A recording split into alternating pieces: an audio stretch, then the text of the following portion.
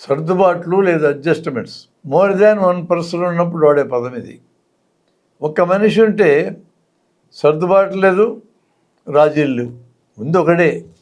ఇంకొక మనిషి వచ్చి తోడు చేరితే వీళ్ళిద్దరి మధ్య ప్రవర్తనకు సంబంధించి మనం మాట్లాడినప్పుడు ఆలోచనలో తేడాలు ఉంటాయి, మాటల్లో తేడాలు ఉంటాయి, ప్రవర్తనలో తేడాలు ఉంటాయి. ఇలా ఉన్నప్పుడు ఇక్కడ రాజీలన్నా పడతారు, సర్దుబాట్లన్నా చేసుకుంటారు.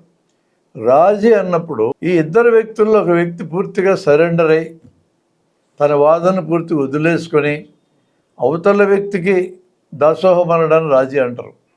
దేశాల మధ్య యుద్ధాలు జరిగినప్పుడు కూడా రాజీ అంటే ఇంక పూర్తిగా సరెండర్ కావడమే.